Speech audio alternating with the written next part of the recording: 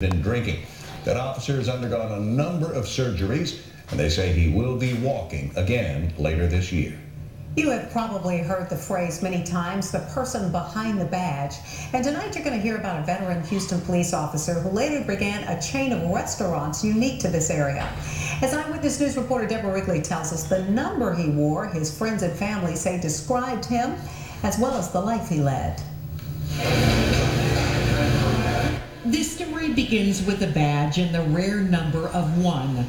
Badges are personally transferred from one officer to a successor deemed worthy to wear it. And in 1958, a young man named James Kelley inherited it from a friend. Ronnie Bird is a retired motorcycle officer close to the Kelley family. He always seemed to take great pride in being a police officer, being a motorcycle officer. Kelley, like his fellow solo officers, as they were called, rode a Harley, and it took him places to greet presidents as they arrived in Houston.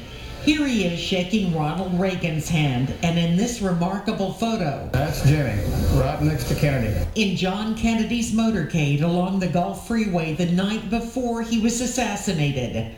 All the while, Kelley and his wife were raising a growing family, including twin boys, one of whom would put on an HPD uniform as well.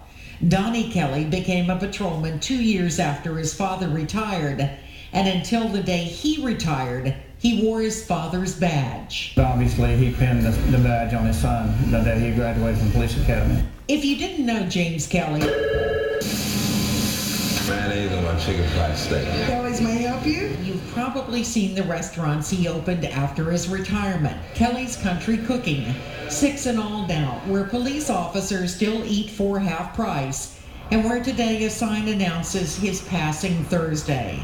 The restaurants were built for each of his children. It's his legacy, as well as a badge that will be used by another Kelley or forever retired. This upcoming future generation of Kelleys, maybe there'll be another officer.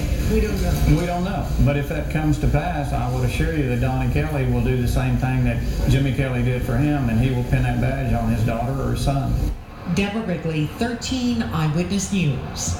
And Deborah tells us that James Kelley's funeral is next Tuesday. Some 40 motorcycle officers are expected to take part in the funeral procession.